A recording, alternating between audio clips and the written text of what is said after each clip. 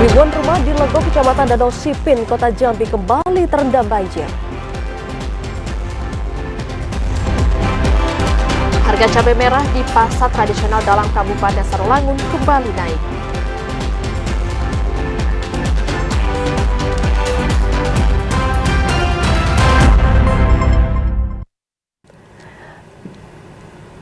Selamat sore pemirsa, hari ini Kamis 14 Maret 2024, Jambi hari ini hadir kembali menyapa Anda dengan beragam informasi aktual dan terbaru dari Provinsi Jambi. Ya, selain 3 topik utama tadi, redaksi kami juga telah menyiapkan sejumlah informasi penting dan menarik lainnya untuk Anda. Bersama saya, Karen Utari. Dan saya, Vidya Francisca. Inilah Jambi hari ini selengkapnya.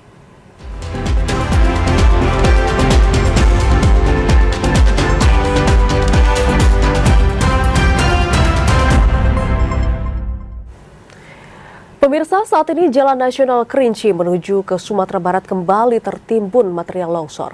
Hal tersebut membuat jalur tersebut hanya dapat dilewati kendaraan secara bergantian.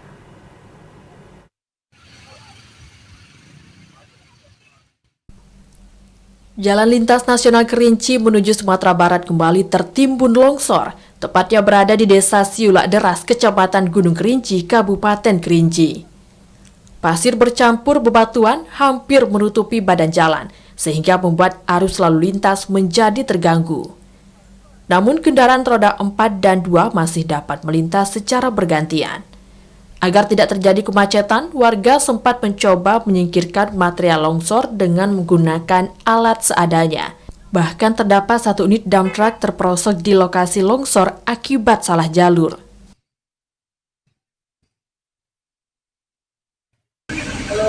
Menghindari kendaraan lain tadi Pak,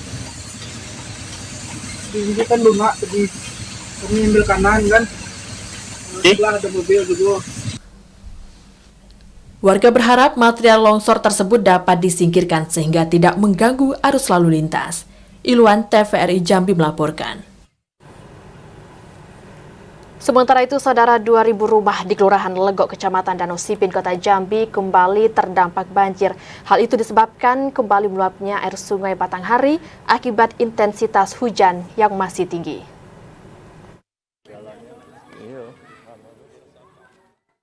Sempat surut, kini 21 RT di Kelurahan Legok, Kecamatan Danau Sipin, Kota Jambi kembali terendam banjir.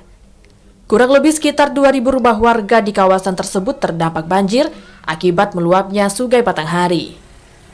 Naiknya debit Sungai Batanghari disebabkan tingginya intensitas hujan di wilayah hulu. Meski demikian, banjir baru merendam pekarangan rumah warga, belum sampai masuk ke dalam rumah. Namun beberapa akses jalan utama di kawasan itu juga mulai terendam sehingga mengganggu aktivitas masyarakat setempat. Lurah Legok, Kecamatan Danau Sipin, Kota Jambi, Rahman Syah mengatakan, setiap hari debit sungai selalu naik mencapai 5 hingga 7 cm. Warga berharap ketinggian air tidak bertambah sehingga tidak masuk ke dalam rumah warga. Kondisi saat ini karena cuaca kurang baik dalam 2-3 hari ini musim hujan terus, ada peningkatan air banjir. Sekarang di alat ukur manual di Sungai Batanghari, tepatnya di Ancol, itu sekarang posisi sudah di angka 14,51 cm. Rahman Syah juga mengatakan pihaknya telah menyiapkan posko terpadu penanganan banjir di Kelurahan Legok untuk mengantisipasi terjadinya hal-hal yang tidak diinginkan. Joko, TVRI Jambi melaporkan. Saudara, hingga saat ini akses jalan di Dusun Budo, Kabupaten Muaro Jambi belum dapat dilintasi oleh kendaraan. Pasalnya, jalan penghubung antar desa tersebut masih digenangi air dari luapan Sungai Batanghari.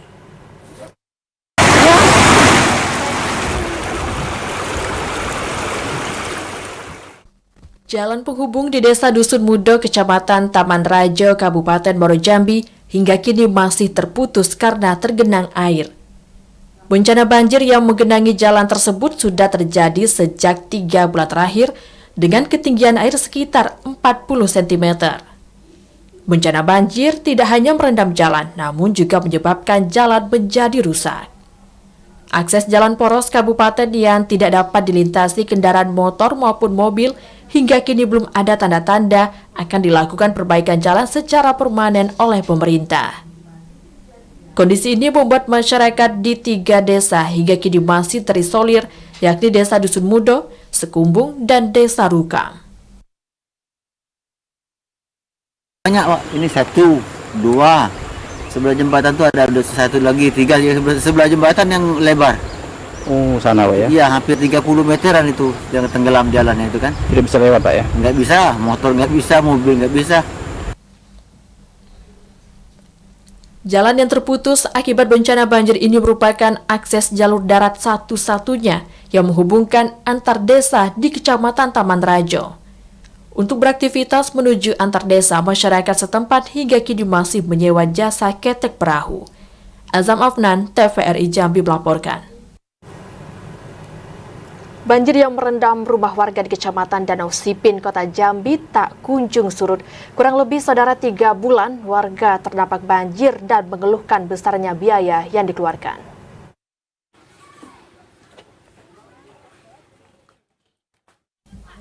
Tidak hanya mengganggu aktivitas masyarakat, banjir yang merendam rumah warga di Kota Jambi juga berdampak pada perekonomian masyarakat. Pasalnya selama banjir banyak biaya tambahan yang harus dikeluarkan. Salah satu kawasan masih terdampak banjir yakni Kecamatan Danau Sipin, Kota Jambi. Masyarakat harus membayar ojek perahu saat melakukan aktivitas di luar rumah. Selain itu, masyarakat juga membayar parkir karena kendaraan tidak bisa dibawa sampai ke rumah akibat jalan yang terendam banjir, sehingga pengeluaran ekonomi masyarakat semakin besar. Mereka berharap adanya bantuan dari pemerintah bagi korban terdampak banjir ini sehingga bisa meringankan beban pengeluaran masyarakat. Kurang lebih hampir 3 bulan. 3 bulan Pak. Hampir. Mulai dari tahun baru tanggal 1 Januari sampai sekarang masih banjir.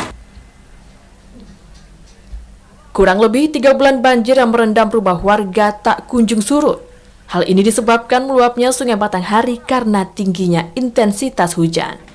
Joko, TVRI Jambi melaporkan. Saudara, tingkat curah hujan saat ini diprediksi masih akan mengalami peningkatan dalam beberapa hari ke depan. Dan untuk itu masyarakat diminta untuk tetap waspada terhadap potensi bencana banjir dan juga tanah longsor.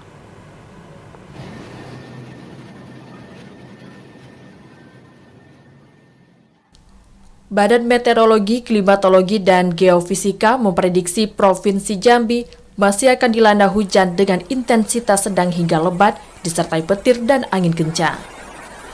Tingginya intensitas curah hujan dikarenakan masih masuknya puncak musim penghujan di Provinsi Jambi.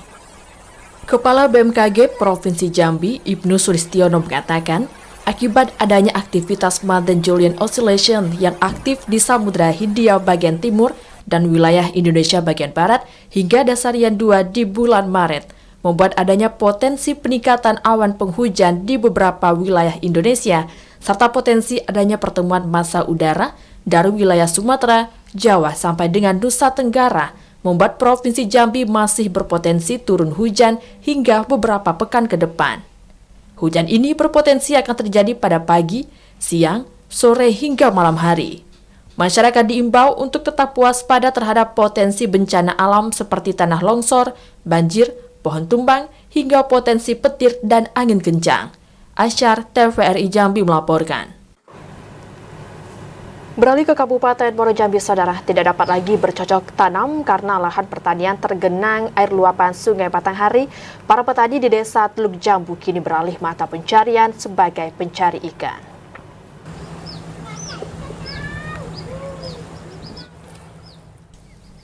Para petani di Desa Teluk Jambu, Kecamatan Taman Rajo, Kabupaten Muaro Jambi, kini beralih mata pencarian karena lahan pertanian milik mereka terendam banjir luapan air Sungai Batanghari. Untuk memenuhi kebutuhan keluarga sehari-hari, para petani terpaksa mencari ikan di belantaran Sungai Batanghari. Usai melaksanakan sholat subuh, mereka sudah bergegas mencari ikan dengan menggunakan jaring perangkap ikan tradisional.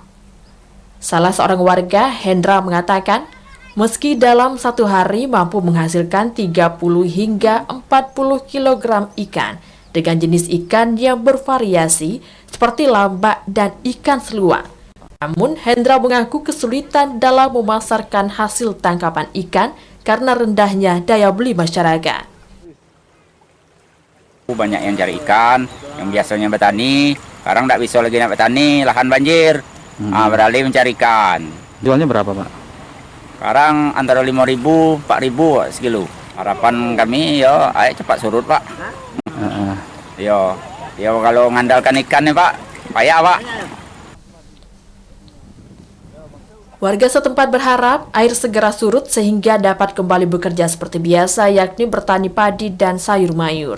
Mengingat hasil dari mencari ikan tidak mencukupi untuk kebutuhan keluarga, terutama pada bulan Ramadan. Azam Afnan, TVRI Jambi melaporkan.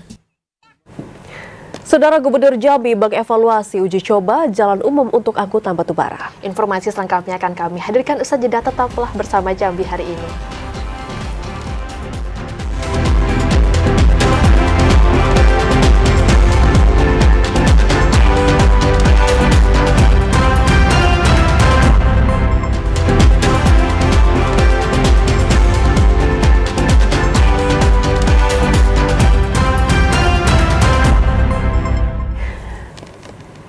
Anda kembali bersama kami di Jambi hari ini.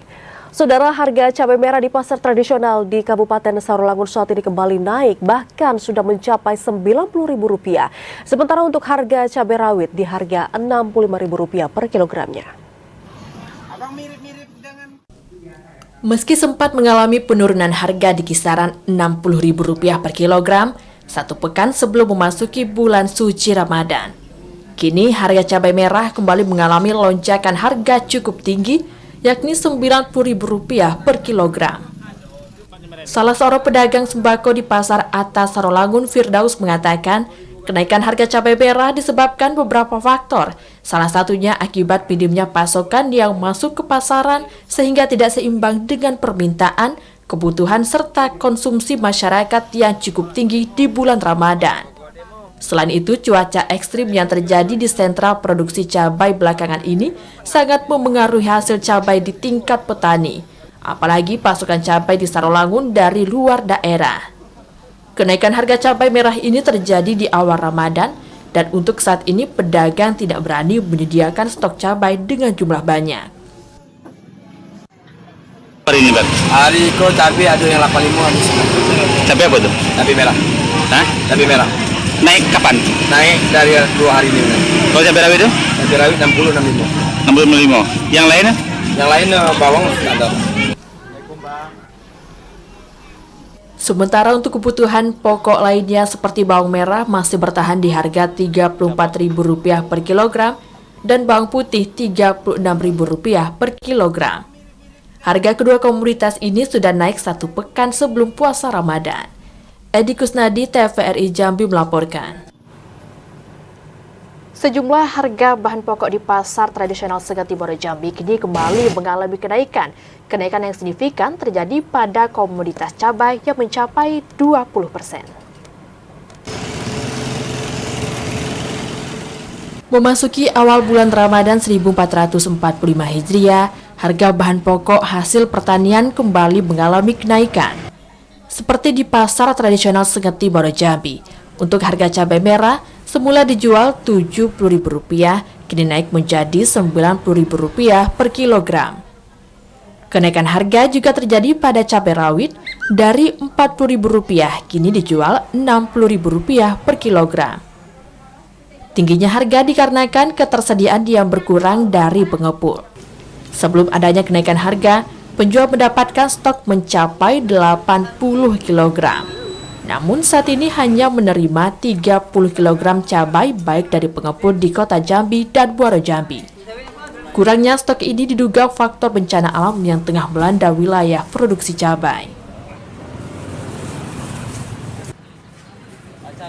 Kita harga bahan pokok ini Kayaknya tambah naik lah. tambah naik lagi ya? Jadi kalau sekarang ini standar lah. Baru satu hari ini ya? Iya. Kenaikan harga juga terjadi pada tomat yang biasanya dijual Rp20.000 kini naik menjadi Rp25.000 per kilogram. Kondisi ini membuat pendapatan para penjual tomat maupun cabai di pasar Segeti berkurang. Azam Afnan, TVRI Jambi melaporkan. Sementara untuk harga telur ayam di Kabupaten Batanghari, saudara, diklaim masih cukup stabil hingga bulan suci Ramadan kali ini. Meski ada sedikit kenaikan harga, namun ini dinilai masih dalam kategori yang wajar, sesuai dengan kos atau operasional angkutan. Harga telur ayam di sejumlah pasar tradisional maupun kalangan di Batanghari sempat mengalami lonjakan. Namun naiknya harga telur ayam ras ini masih terbilang cukup wajar, karena menyesuaikan biaya angkut atau operasional dari distributor ke pedagang. Saat ini harga telur sudah di kisaran Rp52.000 sampai Rp55.000 per karpet, dari harga sebelumnya Rp50.000. Kepala Bidang Perdagangan Dinas Perdagangan Koperasi Usaha Kecil dan Menengah Kabupaten Batanghari, Edi Sabara mengatakan, meski mengalami kenaikan namun tidak signifikan dan dalam kategori stabil, serta masih cukup terjangkau oleh para pembeli atau konsumen. Biasa ya, kalau di pasar itu kami biasa untuk di pasar, kalau ada momen-momen hari itu biasa itu terjadi fluktuasi harga. Kalau seperti menyambut puasa dan lebaran, mau Natal dan Tahun Baru, itu biasa itu ada naik turun fluktuasi. Sementara itu, untuk menjaga kestabilan serta ketersediaan bahan pokok khususnya telur selama Ramadan, pemerintah daerah setempat akan melakukan upaya pengecekan harga secara rutin ke pasar-pasar yang ada di Batanghari. Ade Juniawan, TVRI Jambi melaporkan. Saudara, aktivitas bongkar muat barang di Pelabuhan Tanggor Raja Ulu, Kota Kuala Tungkal mengalami peningkatan sejak awal Ramadan. Peningkatan mencapai 30% khususnya untuk bahan pokok. Informasi selengkapnya akan dilaporkan langsung oleh kontributor TVRI Jambi, Didi Haryadi. Selamat sore Didi, bagaimana aktivitas bongkar muat barang di Pelabuhan Tanggor Raja Ulu? Baik pemirsa, dapat saya laporkan dari Kabupaten Tanjung Jabung Barat bahwa aktivitas pelabuhan Tanggor Raja. Sore? Halo? Sore? Ya, mohon maaf saudara, sepertinya kami masih mengalami kendala. Kita akan terhubung kembali dengan kontributor Didi Haryadi. Informasi lainnya saudara, menyebabkan kemacetan lalu lintas, Gubernur Jambi Al-Haris memutuskan untuk mengevaluasi uji coba pembukaan jalan umum untuk angkutan batubara.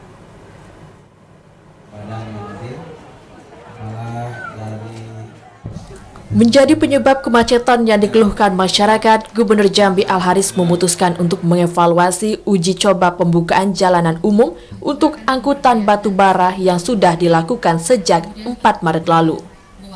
Gubernur mengatakan uji coba pembukaan jalur darat yang sudah dilakukan selama 1 minggu itu untuk sementara kembali dihentikan sejak 2 hari kemarin. Pemerintah akan terlebih dahulu melakukan evaluasi pelaksanaan uji coba yang menyebabkan kemacetan lalu lintas khususnya di jalur Batanghari. Gubernur menegaskan evaluasi ini dilakukan karena rencana pembukaan jalan umum masih dalam tahap uji coba dan belum bersifat permanen. Selain itu, pembukaan aktivitas angkutan batubara di jalan umum untuk menyambungkan ke TUKS diupayakan guna memenuhi pasokan bahan bakar bagi PLN. Pemenuhan ini harus dilakukan pemerintah daerah untuk menjaga keberlangsungan listrik bagi masyarakat. Kita hari ini membutuhkan bahan bakar dari batubara. Kalau tidak ada batubara yang masuk ke PLN, maka terancamlah lampu kita tidak hidup. Ya itu masalah, ini yang perlu kita luruskan masyarakat. Ya kan? Artinya ada satu sistem yang terganggu kalau kita tidak jalan batubara ini. Full tidak jalannya. Ada satu hal yang terganggu, yaitu listrik. Sebelum akhirnya dievaluasi, pemerintah Provinsi Jambi telah memutuskan 3 skema jalur pembukaan jalanan umum untuk aktivitas angkutan batubara menuju TUKS. Redi Arta, TVRI Jambi melaporkan. Kita ke sorotan lainnya, Saudara. Dinas Kesehatan Kabupaten Bungu mencatat saat ini ada 46 kasus DBD sejak bulan Januari hingga Februari 2024. Dinas Kesehatan untuk itu mengajak masyarakat untuk bisa mengantisipasi penyebaran demam berdarah dengan menerapkan gerakan 4M+. Dinas Kesehatan Kabupaten Bungo mencatat sebanyak 46 kasus demam berdarah denggi atau DBD sejak awal tahun yakni Januari hingga Februari 2024. Angka tersebut meningkat dari jumlah kasus pada tahun sebelumnya. Kabid P2PL Rahmat Fitri mengatakan, Dinas Kesehatan telah mengantisipasi penyebaran demam berdarah denggi dengan program pemberantasan sarang nyamuk PSN dengan menerapkan gerakan 4M+ dan juga melibatkan juru pemantau jentik atau jumantik. Meski jumlah kasus tersebut tidak ada pasien yang meninggal, serta tidak ada termasuk dalam kejadian luar biasa atau KLB, namun pihak Dinas Kesehatan telah melakukan fogging di kecamatan yang ditemukan angka kasus DBD tinggi. 2024 kasus DBD di bulan Januari itu ada 33 orang. Itu tersebar yang paling banyak itu di Kuamang Kuning, Pelopat Ilir ada 29 kasus dan sisanya ada di Kecamatan Dembo Tengah 2 kasus, di Tanjung Agung 1 kasus dan Batin 1 kasus itu yang di bulan Januari. Gerakan 4M+ yang dapat dilakukan yakni menutup tempat penampungan air, penguras tempat penampungan air secara rutin minimal seminggu sekali, mengubur tempat penampungan air yang tidak terpakai, dan memantau jentik nyamuk seminggu sekali. Sementara plus berarti menghindari gigitan nyamuk menggunakan repelen anti nyamuk, menanam tanaman pengusir nyamuk, melakukan larvasida, dan menggunakan kelambu. Muhriandi, TVRI Jambi melaporkan. Ya, Saudara, aktivitas bongkar muat barang di Pelabuhan Tanggorajo Ulu, Kota Kuala Tungkal mengalami peningkatan sejak awal Ramadan. Peningkatan mencapai 30% khususnya untuk bahan pokok. Informasi selengkapnya akan disampaikan langsung oleh kontributor TVRI Jambi, Didi Haryadi. Selamat sore, Didi. Bagaimana aktivitas bongkar muat barang di Pelabuhan Tanggorajo Ulu, Didi? Baik, selamat sore pemirsa TVRI Jambi. Dapat saya laporkan dari Tanjung Jabung Barat bahwa aktivitas bongkar muat di Pelabuhan Tanggorajo Ulu yang berada di Kota Kuala Tungkal, khusus untuk pengangkutan barang-barang sembako, baik sembako yang menuju ke luar dari Provinsi Jambi melalui Kota Kuala Tungkal seperti ke daerah Guntung, Tembilahan, Kualeno, itu mulai mengalami peningkatan. Peningkatan terjadi 30% sejak 3 hari memasuki hari ini. Ke depan kemungkinan akan terjadi peningkatan mungkin yang lebih lagi, begitu. Baik, apakah peningkatan pada tahun ini berbeda dengan tahun sebelumnya, dan jika berbeda apakah penyebabnya, Didi? Nah, kondisi yang terjadi hari ini, peningkatan melalui jalur transportasi air melalui Kota Kuala Tungkal itu peningkatannya tidak begitu signifikan seperti tahun kemarin. Karena kondisi hari ini dipengaruhi oleh anjloknya beberapa harga komoditas pertanian seperti harga pinang. Pinang sendiri untuk kualitas pilihan itu berada di harga Rp6.000, sementara harga biasa Rp2.000. Jadi ini membuat anjlok harga daya beli masyarakat terhadap barang-barang produk yang dijual itu.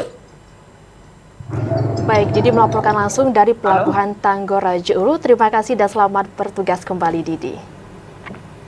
Saudara, tim penggerak PKK Provinsi Jambi selenggarakan Bazar Ramadan 1445 Hijriah. Informasi selengkapnya Saudara kami hadirkan usai jeda sesaat lagi.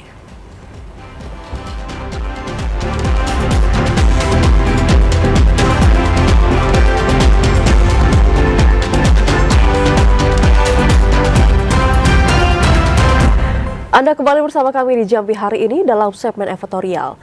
Saudara, diselenggarakan untuk bisa membantu meringankan beban masyarakat. Gubernur Jambi Al-Haris resmi membuka Bazar Ramadan 1445 Hijriah yang diinisiasi oleh tim penggerak PKK Provinsi Jambi.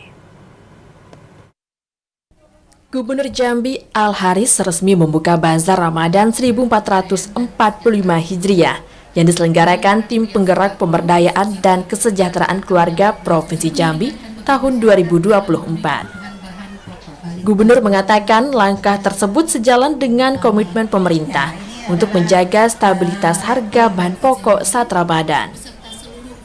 Pemenuhan kebutuhan pangan masyarakat dengan pengupayaan keterjangkauan harga menjadi strategi yang efektif untuk mengendalikan harga di tengah tingginya permintaan pasar. Menjaga stabilitas harga kebutuhan bahan pokok bagi masyarakat menjadi langkah esensial dan terus diupayakan pemerintah.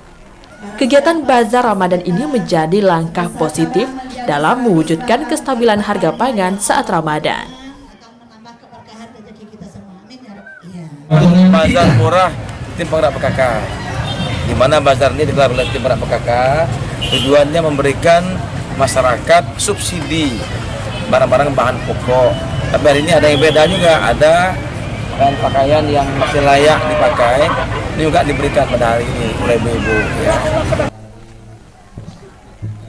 Sementara itu, Ketua TPPKK Provinsi Jambi, Hesni Darharis mengatakan, kegiatan bazar yang diselenggarakan berkat bantuan sejumlah pihak ini untuk membantu meringankan beban masyarakat dengan menyediakan sejumlah bahan pokok bersubsidi.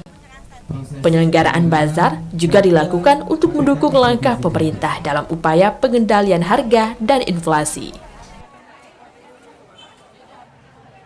Kegiatan rutin tahunan, itu bazar Ramadan dengan berbagai produk bersubsidi, termasuk pakaian layak dijual, tapi dijual dengan harga sangat murah. Tujuannya supaya mereka tetap memilih yang bermanfaat. Kita gratiskan, takutnya mereka memilih borong tanpa tidak dimanfaati. Bazar Ramadan 1445 Hijriah yang diinisiasi TPPKK digelar selama 3 hari, dari tanggal 13 hingga 15 Maret di kantor Sekretariat TPPKK Provinsi Jambi. Randy Arta, TVRI Jambi melaporkan. Diselenggarakan serentak secara nasional dalam rangka menyemarakan bulan Ramadan 1445 Hijriah, LPP RRI Jambi resmi membuka penyelenggaraan Pekan Tilawatil Quran ke-54. LPP RRI Jambi resmi membuka penyelenggaraan Pekan Tilawatil Quran ke-54 yang diselenggarakan serentak secara nasional dalam rangka menyemarakan bulan Ramadan 1445 Hijriah. Kepala Stasiun LPP RRI Jambi Yuliana Martadoki mengatakan, Pekan Tilawatil Quran untuk tahun 2024 total diikuti 150 orang peserta yang berasal dari seluruh kabupaten kota seprovinsi Jambi. Kegiatan diisi dengan 3 kategori lomba, yakni tilawah, tahfiz, dan tausiah. Juara 1 tiap-tiap kategori nantinya akan mewakili Provinsi Jambi berlaga pada penyelenggaraan tingkat nasional di Yogyakarta pada 21 hingga 26 Maret. Penyelenggaraan Pekan Tilawatil Quran diupayakan untuk mengajak generasi milenial bersemangat dalam mempelajari dan mendalami Al-Quran. Melalui pemahaman yang baik, generasi muda diharapkan mampu mengimplementasikan nilai-nilai Al-Quran dalam kehidupan sehari-hari. Ada 3 kategori lomba yang diselenggarakan oleh RRI, tilawah, kemudian tausiah, dan tahfiz. Penyelenggaraan Pekan Tilawatil Quran ke-54 RRI Jambi mengangkat tema internalisasi nilai-nilai Al-Quran bagi generasi milenial menuju Indonesia Maju. Randy Arta, TVRI Jambi melaporkan. Saudara Zubizola kembali bersaksi atas kasus korupsi pengesahan RAPBD Provinsi Jambi. Informasi selengkapnya akan kami hadirkan usai jeda, tetaplah bersama Jambi hari ini.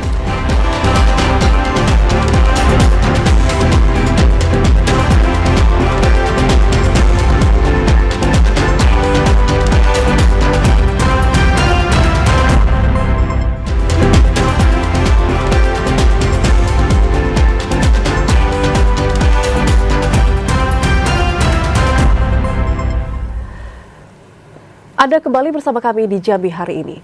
Saudara, terkait dengan kasus Tipikor, Zumi Zola kembali bersaksi di kasus korupsi pengesahan RAPBD Provinsi Jambi.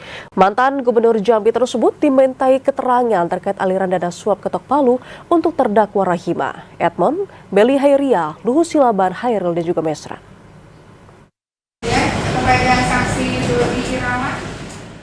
Sidang lanjutan kasus dugaan korupsi pengesahan RAPBD Jambi tahun 2017-2018 kembali dipersidangkan di Pengadilan Negeri Jambi Rabu sore.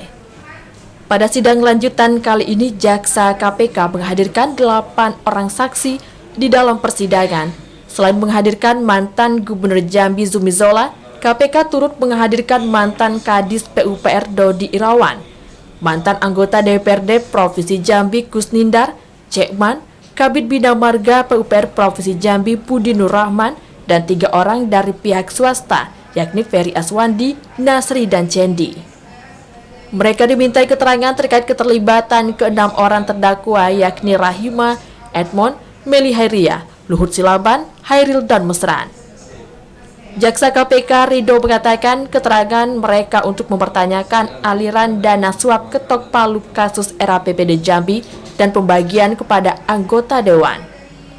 Sementara itu, saksi Zumi Zola mengatakan selain menjelaskan aliran dana korupsi RAPBD Jambi, pada kesaksian di persidangan, Jaksa KPK turut mempertanyakan dan mengkonfrontir keterangan para terdakwa dari kasus perkara tersebut.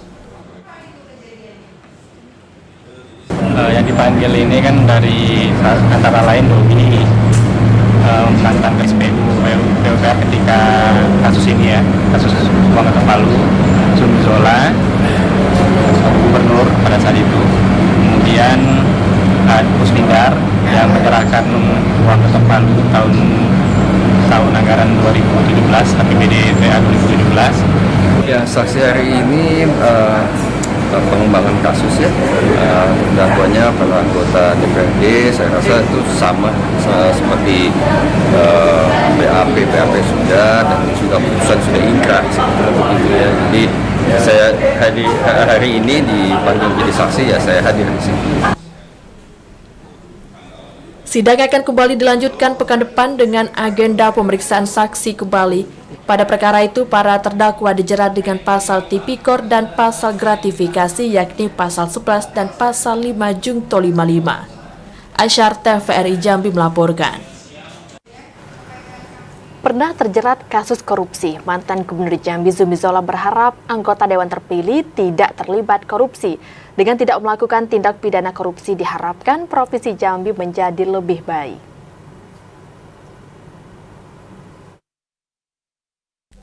Mantan Gubernur Jambi Zumi Zola mengimbau kepada para anggota Dewan yang terpilih untuk tidak kembali terlibat kasus tindak pidana korupsi.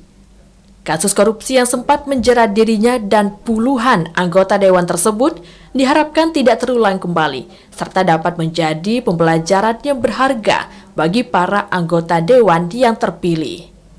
Tidak adanya aktivitas korupsi diharapkan pembangunan dan kemajuan Provinsi Jambi dapat berjalan lancar. Saya ingin menyampaikan dan sangat berharap ya, apa yang terjadi adanya uang ketok palu itu jadi pembelajaran yang teramat mahal. Jangan teramat mahal, jangan sampai terjadi lagi. Gitu ya, saling menjaga antara Pemprovnya dengan DPRD-nya, karena yang kembali kepada semangatnya adalah memperjuangkan nasib masyarakat. Sebelumnya, kasus korupsi pengesahan rancangan anggaran pendapatan dan belanja daerah Jambi berhasil diungkap Komisi Pemberantasan Korupsi. Dari perkara korupsi itu, selain mantan Gubernur Jambi Zumi Zola, KPK turut mengamankan puluhan anggota DPRD Provinsi Jambi hingga sejumlah pihak swasta. Asyar, TVRI Jambi melaporkan. Kita ke segmen serba-serbi Ramadan, Saudara. Masjid Agung Al-Falah merupakan salah satu masjid yang sangat populer di masyarakat Provinsi Jambi.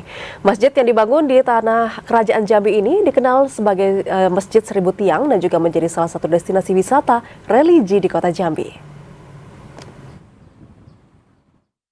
Masjid Agung Al-Falah menjadi salah satu ikon di Provinsi Jambi. Masjid ini menjadi salah satu objek wisata religi bagi masyarakat. Tak heran jika jamaah Masjid Agung Al-Falah selalu ramai setiap harinya.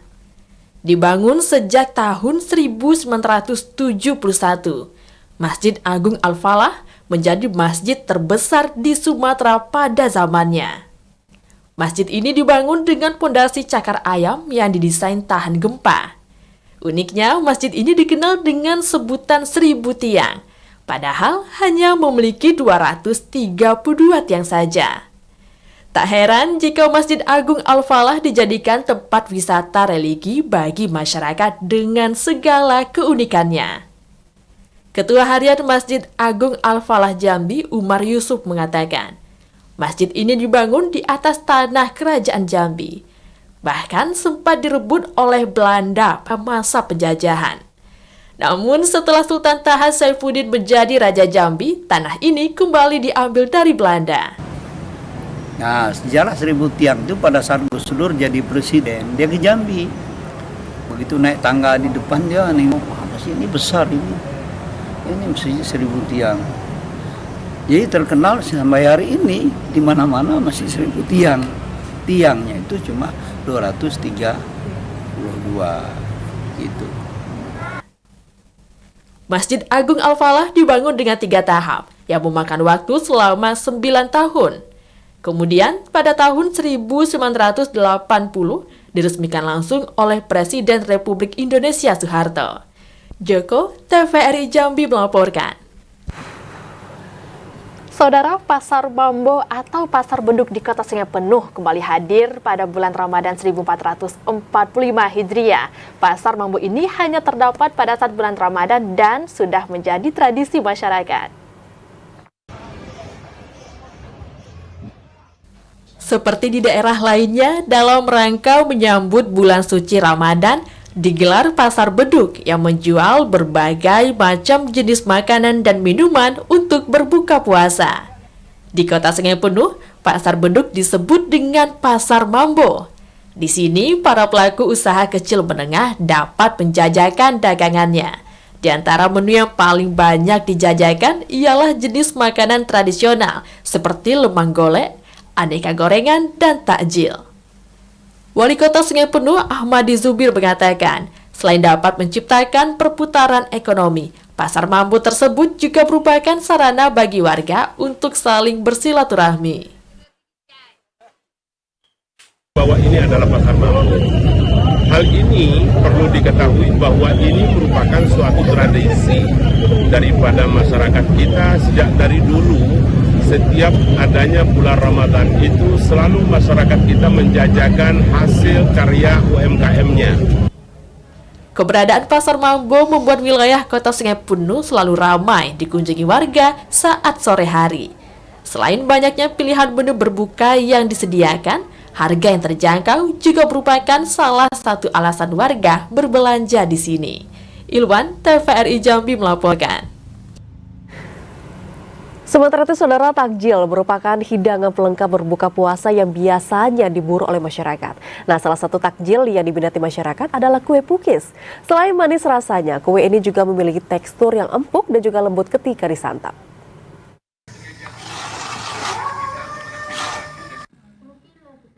Kue pukis merupakan kue basah yang berbahan dasar tepung terigu.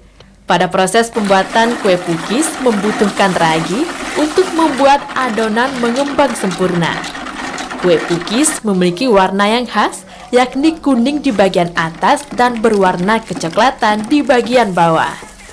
Kue basah satu ini memiliki cita rasa manis serta gurih. Untuk mempercantik dan penambah rasanya, bagian atas pukis biasa diberi taburan seperti kismis, keju, coklat, sekadek, kacang, ataupun meses. Di Kabupaten Tanjung Jabung Timur, terdapat salah satu pembuat kue pukis yang telah lama berjualan, yakni Eko Supriyanto. Eko telah memulai usahanya sejak tahun 2007 di Kota Semarang. Kemudian di tahun 2009 pindah ke Kabupaten Tanjung Jabung Timur dengan usaha yang sama hingga saat ini. Dalam kesehariannya, Eko menjajakan kuenya di pasar tradisional di Muara Sabah. Sementara ketika bulan Ramadan, ia menitipkan kuenya di sejumlah pasar beduk. Dalam sehari, Eko dapat meraup omset 600 hingga 800 ribu rupiah. Ya, saudara, informasi tadi sekaligus mengakhiri Jambi hari ini. Terima kasih atas perhatian dan kebersamaan Anda. Saya Karani Utari. Dan saya Vidya Francisca pamit undur diri. Wassalamualaikum warahmatullahi wabarakatuh. Sampai jumpa.